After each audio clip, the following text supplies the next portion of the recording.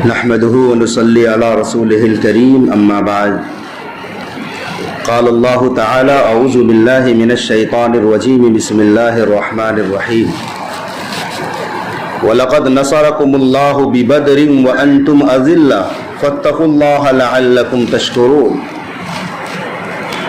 صدق اللہ العظیم۔ آج 18 رمضان المبارک ہے۔ 17 رمضان جمعہ کا دن تھا۔ اسلام کی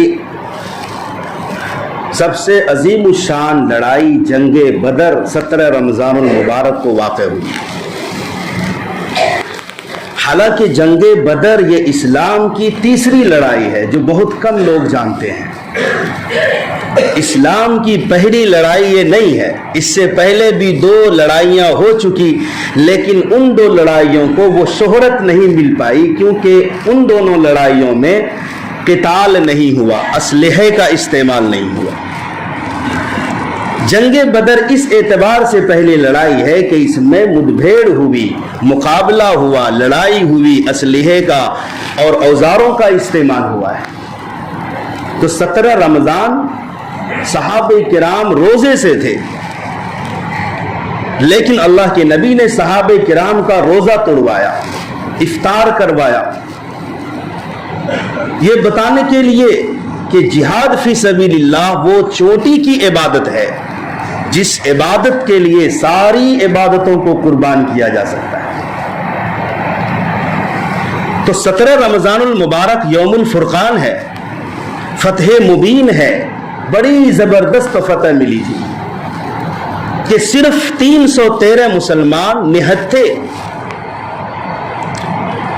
صرف 2 گھوڑے سواری کے لیے، 70 اونٹ، 8 تلواریں، 6 زرہیں، اکثر پیادہ پیدل چلنے والے، اور جن لوگوں سے مقابلہ ہے وہ 1000 اسلحے سے لیس مسلح فوج۔ لیکن اللہ تبارک و تعالی نے تقوی کی بنیاد پر اور رسول اللہ صلی اللہ علیہ وسلم کی سحر آگاہی دعاؤں کی بنیاد پر 313 کو زبردست فتح عطا فرمائے اور 1000 کے لشکر کو شکست فاش ہوئی۔ 20 بڑے سردار قریش 20 اس جنگ میں قتل ہوئے، ہلاک ہوئے، اور جب ان سرداروں کو بدر کے میدان میں واقع کنویں میں ڈالا گیا تو ہمارے نبی نے مخاطب ہو کر فرمایا کہ تم لوگ سن رہے ہو، اللہ نے مجھ سے جو وعدہ کیا اسے پورا کر کے دکھایا ہے۔ بدر در حقیقت ایک شخص کا نام تھا، بدر ابن عامر، جس نے اس میدان میں کنواں کھودا تھا یا کھدوایا تھا، اس کے نام پر اس کنویں کا نام بھی بدر پڑ گیا اور اس پورے علاقے کو بدر کہا جانے لگا۔ مکہ اور مدینہ کا جو پرانا راستہ کبھی ہوا کرتا تھا، ایک تو ہجرت والا راستہ ہے اور ایک وہ راستہ ہے جس پر آج سڑکیں بنی ہوئی ہے جو بس کے ذریعے سے لوگ جاتے ہیں، اور ایک کبھی پرانا راستہ ہوا کرتا تھا مکہ اور مدینہ کے بیچ میں، وہاں پر بدر واقع ہے۔ مدینہ المنورہ سے تقریباً 80 میل کے دوری پر یہ واقع ہے۔ تو 17 رمضان المبارک جب بھی آئے ہمیں جنگ بدر کو ذہن و دماغ میں رکھنا چاہیے۔ رمضان المبارک کے اندر ہمارے آقا صلی اللہ علیہ وسلم نے 4 باتوں کا حکم دیا ہے۔ یوں تو سارا سال ہی کام کرنا ہے، مگر ان 4 چیزوں کو رمضان المبارک میں خاص طور سے انجام دینا ہے۔ پہلی چیز کلمہ توحید، لا الہ الا اللہ، یہ افضل الذکر ہے۔ افضل الذکر لا الہ الا اللہ، اس سے بڑا ذکر اور تسبیح کوئی نہیں ہو سکتا۔ یہ سب سے افضل ذکر ہے، چوٹی کی ذکر ہے، کیونکہ اسی کلمے پر دنیا اور آخرت کی کامیابی کا دار و مدار ہے۔ یہ نہ ہو تو کوئی کامیاب نہیں ہو سکتا، یہ نہ ہو تو کوئی جنت میں داخل نہیں ہو سکتا۔ کلمۃ التوحید لا الہ الا اللہ بکثرت پڑھتے رہنا ہے. ایک دن ایسا آئے گا بہت بڑی ترازو میدان محشر میں اللہ لائے گا, میزان عدل قائم کرے گا, بہت بڑی ترازو. اس ترازو کے پلڑے کا یہ عالم ہے کہ ترازو کے ایک پلڑے میں 7 آسمان 7 زمینیں سب کچھ رکھ دیے جائیں تو بھی پلڑا بھرے گا نہیں, اتنی بڑی ترازو ہو. لیکن ایک چیز ہے جس سے پلڑا بھرے گا, وزنی بھی ہو جائے گا, جھک بھی جائے گا, پلڑا بھر بھی جائے گا اور انسان کامیاب بھی ہو جائے گا. وہ چیز کیا ہے؟ کلمۃ التوحید لا الہ الا اللہ. چنانچہ صحیح حدیث میں آیا ہے آدم علیہ السلام سے لے کر آخری انسان تک کا مجمع ہوگا. ان مجموعوں میں سے ایک شخص کو الگ کیا جائے گا, گناہوں کے 99 دفاتر ایک پلڑے میں, ہر دفتر حد نگاہ وسیع. وہ بندہ جہاں بھی دیکھتا ہے گناہ ہی کو پاتا ہے, اتنا بڑا گنہگار. تو اللہ پوچھے گا کیا تمہارے پاس کوئی عذر ہے؟ کہے گا کوئی عذر نہیں. پوچھا جائے گا کیا میرے ان فرشتوں نے جو اعمال لکھنے پر متعین تھے کوئی ظلم کیا کہ تم نے گناہ کیا نہیں, انہوں نے لکھ لیا ہو؟ بندہ کہے گا نہیں, ایسا بھی نہیں ہے, نہ میرے پاس کوئی بہانہ ہے, عذر ہے, نہ فرشتے نے ظلم کیا ہے. اب ہلاکت کے سوا اسے کچھ نظر نہ آئے. چنانچہ ایک بطاقہ, ایک کارڈ نکالا جائے گا, کاغذ کا پرچہ. اس کارڈ میں لکھا ہوگا لا الہ الا اللہ. اللہ کہے گا یہ نیکی ہے تمہاری میرے پاس, جاؤ اسے بھی تلوا لو. وہ بندہ حیرت سے دیکھے گا کہاں گناہوں کے 99 دفاتر اور کہاں کاغذ کا ایک ٹکڑا, ایک بطاقہ, ایک کارڈ. اس سے کیا ہوگا؟ کہا جائے گا جاؤ اسے تلوا تو صحیح. جیسے ہی دوسرے پلڑے میں وہ کارڈ رکھا جائے گا گناہوں کا پلڑا اوپر چلا جائے گا, لا الہ الا اللہ کا پلڑا جھک جائے گا. اس آدمی کے لیے کامیابی کا اعلان ہو جائے گا. تو یہ کلمہ توحید ہر زبان پر یہ کلمہ جاری ہونا چاہیے, ہر زبان پر, صبح شام اٹھتے بیٹھتے اس کلمے کا ورد. خاص طور پر رمضان المبارک میں آقا نے حکم دیا ہے.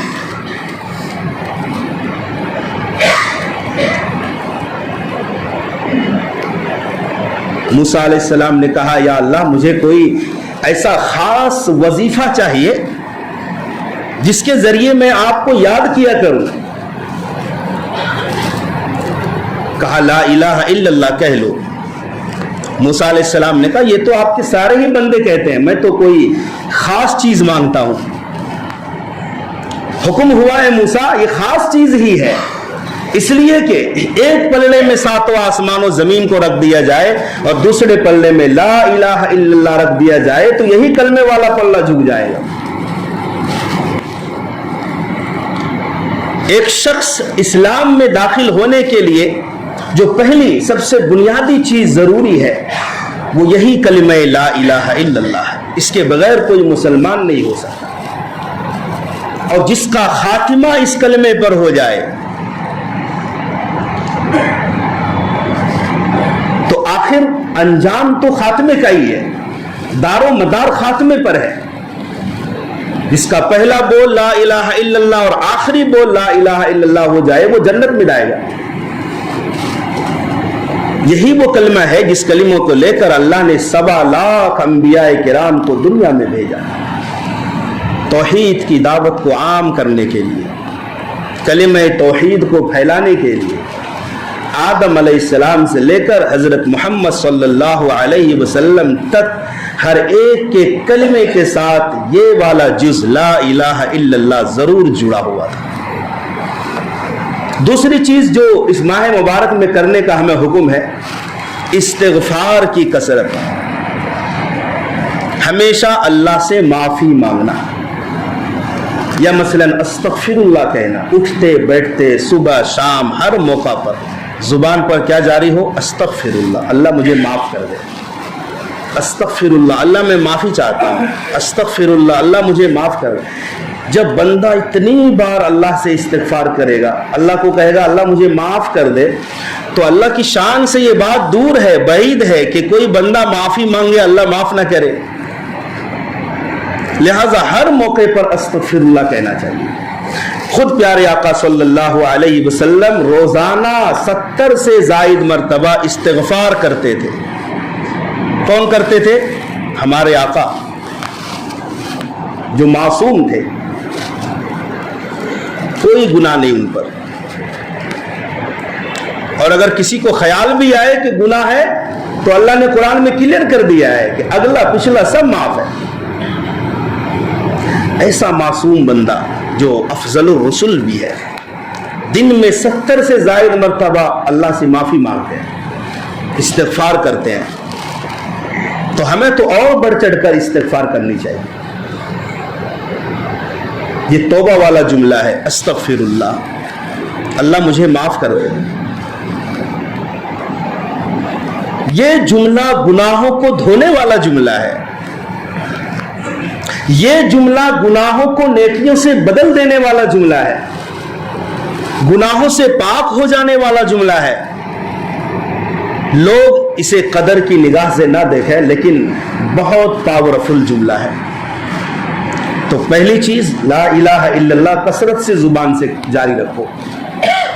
دوسری چیز استغفار، جس کا چھوٹا سا جملہ ہے استغفر اللہ۔ تیسری چیز جس کے طلب کرنے کا، دعا کرنے کا حکم ہے کہ جنت کی طلب کرو، اور چوتھی چیز جہنم سے پناہ مانگو۔ وہ جنت جو ایمان والوں کے لیے اللہ تعالیٰ نے بطور مہمان خانہ بنایا ہے، اور جہنم غیر مسلموں کے لیے اللہ تبارک و تعالیٰ نے قید خانہ بنایا ہے۔ یہ جنت اور جہنم کا تصور صرف ڈرانے کے لیے نہیں ہے کہ لوگ یہ سوچتے ہوں کہ یہ تو صرف ڈرانے کے لیے ہے تاکہ لوگ گناہوں سے بچ جائیں، نیک اعمال کریں۔ نہیں، جنت اور جہنم کا صرف تصور خیالی نہیں ہے، یہ حقیقتاً ہے، کیونکہ اللہ اور اللہ کے رسول صلی اللہ علیہ وسلم نے خبر دی ہے، جنت کے مناظر کھول کھول کر بیان کیے ہیں، جنت کے باغات کا تذکرہ اللہ نے جا بجا قرآن میں فرمایا۔ کہیں فرمایا فیہما عینان تجریان، جنت کی نہروں کا تذکرہ، فیہما عینان نضاختان، جنت کے باغوں کا تذکرہ، مدہامتان ذواتا افنان، یہ سارے جنت کے باغ و بہار کا تذکرہ ہے۔ اور آخر میں فرمایا فَبِأَيِّ آلَاءِ رَبِّكُمَا تُكَذِّبَانِ، بتاؤ تم رب کی کون کون سی نعمتوں کو جھٹلاؤ۔ تو جنت کے حصول کی طلب، یہ بھی دن آئے گا، کچھ لوگ جنت والے ہوں گے، کچھ لوگ جہنم والے ہوں گے۔ جو جنت میں چلا جائے گا ہمیشہ ہمیشہ کے لیے کامیاب ہو جائے گا، عیش، آرام، راحت، لذت سب کچھ جنت میں، رب کی رضا، ہمیشہ کی زندگی، جوانی کبھی ڈھلے گی نہیں، حسن ہمیشہ نکھار رہے گا، حسن پہ انسان کبھی بوڑھا نہیں ہوگا، کبھی مرے گا نہیں، جو چیز ملے گی ہمیشہ کے لیے ملے گی، وہاں کی نعمتوں میں زوال نہیں ہے۔ انسان پھل کھانا چاہے گا بیٹھے بیٹھے بھی لے سکے گا، شاخیں جھک جائیں گی نا، پھل بالکل قریب آ جائیں گے، کھڑے کھڑے بھی لے سکے گا، لیٹے لیٹے بھی کھانا چاہے تو شاخیں جھک جائیں گی۔ اور پھر یہ نہیں کہ پھل توڑنے کے بعد شاخ میں پھلوں کی کمی نہیں، لا مقطوعۃ ولا ممنوعہ، پھلوں میں کمی نہیں ہوگی، کوئی روک ٹوک نہیں ہوگی۔ ہر درخت میں پھلوں کے ساتھ گھنگرو ٹائپ کی کوئی چیز بنی ہوگی. جب ہوا چلے گی گھنگرو سے ایسی سریلی آواز آئے گی کہ سننے والوں نے آج تک اس سے اچھی آواز نہیں سنی. درخت ہے, پھل بھی مل رہے ہیں اور اس درخت سے سریلی آواز بھی مل رہی ہے. 4 طرح کی نہریں ہمیں بتائی جاتی ہے قرآن و احادیث کی روشنی میں. شہد کی نہر, دودھ کی نہر, پانی کی نہر اور شراب کی نہر. شرابن طہورا, یہ دنیاوی شراب نہیں. لا يصدعون عنها ولا ينزفون, نہ عقل میں فطور آئے گی نہ سر درد ہوگا. ایسی شراب, شراب طہور پلائی جائے گی. اور گڑھے میں وہ نہر نہیں چلے گی. ہر جنتی جہاں چاہے گا وہ جنت کے سرزمین کے اوپر وہ نہر چلے گی. بہرحال یہ رب تبارک و تعالیٰ نے بطور مہمان خانہ بنایا ہے ہمیشہ ہمیش کے لیے. اور آپ کو یاد بھی ہوگا کہ پہلے ہمارے ابا دادا جد امجد آدم علیہ السلام اور اماں حوا علیہ السلام وہی رہتے تھے دونوں. اب دنیا میں آنے کے بعد ہم اور آپ راستہ بھٹک گئے ہیں. راستہ بھٹکنا نہیں, صراط مستقیم پر چلنا ہے, سیدھے راستے پر چلنا ہے, جنت والے راستے پر چلنا ہے. بھٹک جاؤ گے تو نگر سے ہٹ جاؤ گے. ہم جنت سے آئے ہیں اور جنت والا کام کر کے انشاءاللہ دوبارہ جنت کے مستحق بننے والے ہیں. بہت بڑی سلطنت ہے جنت کی. آخری جنتی جب جنت میں جائے گا, جہنم سے سزا بھگت کر بڑا پریشان ہے. جب آخری جنتی ہے وہ, تو سمجھ سکتے ہیں کہ کتنا بڑا گنہگار ہوگا وہ. یعنی جہنم سے سب سے اخیر میں وہ نکلے گا. جب وہ کسی طرح جنت کے دروازے پر پہنچے گا تو اللہ کہے گا جاؤ, جہاں سے تم رہ کے آئے ہو دنیا سے, اس دنیا سے 10 گنی بڑی جنت تمہیں عطا کی گئی. دنیا سے 10 گنا. تو یہی دنیا ہے. ایک انسان پورا ہندوستان نہیں گھوم سکتا, پوری دنیا نہیں گھوم سکتا. اس پوری دنیا سے 10 گنی بڑی جنت. تو وہ آخری جنتی ہے, وہ بندہ کہے گا اللہ آپ مجھ سے مذاق کر رہے ہیں, آپ مجھ سے مذاق کر رہے ہیں. کہا نہیں مذاق نہیں کر رہا ہوں, چلے جاؤ, جہاں سے تم رہ کے آئے ہو اس دنیا سے 10 گنی بڑی جنت میں نے تمہیں عطا کی. بتاؤ جو آخری ادنا جنتی ہے اس کی سلطنت کا یہ عالم ہے, تو جو اعلیٰ کوالٹی کے جنتی ہوں گے ان لوگوں کی سلطنت کا کیا عالم ہوگا. بے شمار خادم, نوکر, چاکر, بیویاں, حوریں, یہ سب کچھ اللہ تبارک و تعالیٰ نے متقیوں کے لیے, نیک لوگوں کے لیے, ایمان والوں کے لیے, اچھے اعمال کو انجام دینے والوں کے لیے اللہ نے تیار کر کے رکھا. جہنم سے پناہ مانگنا, جہنم یہ قید خانہ ہے. جو لوگ جیل کی زندگی گزار چکے ہیں انہیں بخوبی پتہ ہے کہ جیل کی زندگی کیا ہوتی ہے. قید و بند کی صعوبت ہے, چہار دیواری کے اندر رہنا ہے, لیکن پھر بھی راحت ہے کہ کھانا ملتا ہے. لیکن جہنم کے اندر آپ دیکھیں عذاب ہی عذاب ہے. وہاں راحت اور آرام کی ذرہ برابر کوئی چیز نہیں, عذاب ہی عذاب. کہیں فرمایا نار اللہ الموقدہ علیہم نار مؤصدہ, کہ جہنمیوں پر بند شدہ آگ. اس کو علماء بتاتے جس طرح پریشر کوکر ہے, کوکر کے اندر اندر کوئی راستہ نہیں باہر نکلنے کا، وہ اندر جو چیز ہوتی ہے وہ گل جاتی ہے. علیہم نار مؤصدہ، بند کی ہوئی آگ، ایسے خوفناک دردناک عذاب کہ بندہ نکلنا بھی چاہے تو باہر نہیں نکل سکتا. اسی طرح فرمایا گنہگاروں کو پکڑو، خذوہ فغلوہ ثم الجحیم صلوہ ثم فی سلسلۃ ذرعها 70 ذراعا فاسلکوہ. پکڑو اس گنہگار کو، جہنم کے اندر غوطہ لگاؤ اور ایسی زنجیر سے جکڑ دو جس کی لمبائی 70 گز ہے. سانپوں کا عذاب الگ ہے، بچھوؤں کا عذاب الگ ہے، پھر کھانے پینے کا بھی عذاب الگ ہے. لیس لہم طعام الا من ضریع لا یسمن ولا یغنی من جوع. جہنمیوں کا کھانا ضریع، کانٹے دار پھل کے علاوہ کچھ نہیں. عرب میں بہت خطرناک کانٹے دار کوئی پھل ہوا کرتا تھا جسے ضریع کہا جاتا تھا. وہ ضریع، اچھا بھوک کی ایسی بےتابی ہوگی کہ نہ چاہتے ہوئے بھی کھانا ہی پڑے گا.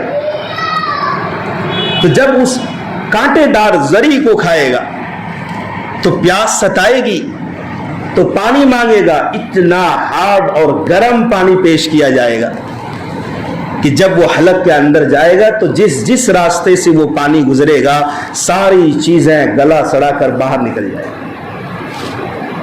لا یسمن ولا یغنی من جوع. وہ ذریع ایسا ہے، نہ صحت یابی ملے گی نہ بھوک ختم ہوگی. کھانا بھی کھایا، پانی بھی پیا، لیکن جہاں پہلے تھا آج بھی وہی ہے، بھوک مٹی نہیں ہے. پھر اور بڑے گنہگاروں کے لیے بھی زقوم کا درخت ہے. اللہ اکبر. زقوم سورۃ الواقعہ میں بھی اس کا ذکر ہے اور دیگر سورتوں میں بھی.